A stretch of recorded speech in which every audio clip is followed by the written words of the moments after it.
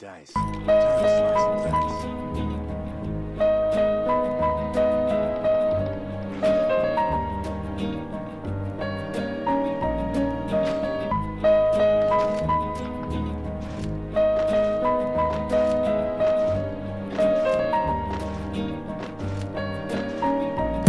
I once knew a nigga whose real name was William. His primary concern was making $1 million, being the illest hustler that the world ever seen. He used to fuck movie stars and sniff coke in his dreams. A corrupted young mind at the age of 13.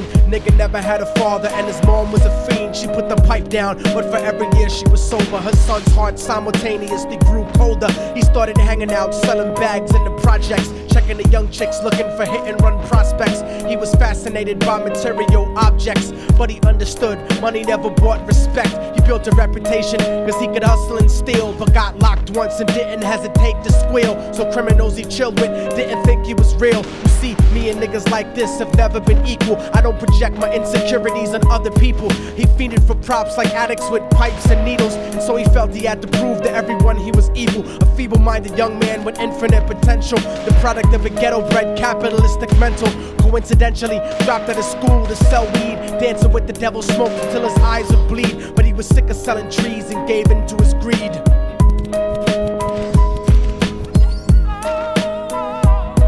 Everyone tryna be trife, never face the consequences. You probably only did a month for minor offenses. Ask a nigga doing life if he had another chance. But then again, there's always the wicked that knew in advance. Dance forever with the devil on a cold cell block. But that's what happens when you rape, murder, and sell rock. Devils used to be gods, angels that fell from the top. There's no diversity because we're burning in the melting pot.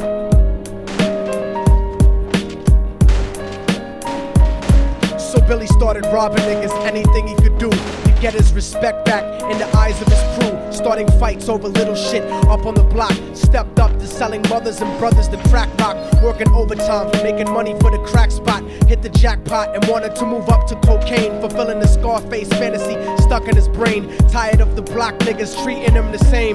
He wanted to be major like the cutthroats and the thugs, but when he tried to step to him, niggas showed him no love. They told him any motherfucking coward can sell drugs. Any bitch nigga with a gun can bust slugs. Any nigga with a red shirt can front like a blood. Even Puffy smoked the motherfucker up in the club. But only a real thug can stab someone till they die. Standing in front of them, staring straight into their eyes, Billy realized that these men were well guarded, and they wanted to test him before business started. Suggested raping a bitch to prove he was cold-hearted. So now he had a choice between going back to his life or making money with made men. Up in the sight, his dreams about cars and ice made him agree a hardcore nigga is all he ever wanted to be. And so he met them Friday night at 2:45.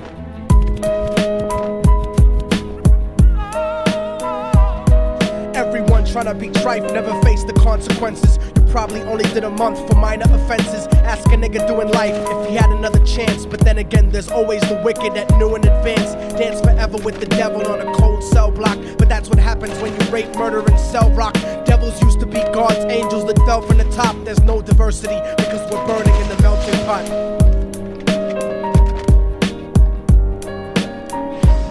They drove around the project slow while it was raining, smoking blunts, drinking and joking for entertainment, until they saw a woman on the street walking alone, 3 in the morning, coming back from work on her way home. And so they quietly got out the car and followed her. Walking through the projects, the darkness swallowed her. They wrapped her shirt around their head and knocked her onto the floor. This is it, kid, now you got your chance to be raw. So Billy yoked her up and grabbed the chick by the hair and dragged her into a lobby that had nobody there. She struggled hard, but they forced her to go up the stairs. They got to the roof and then held her down on the ground, screaming, "Shut the fuck up and stop moving around." The shirt covered her face, but she screamed and clawed.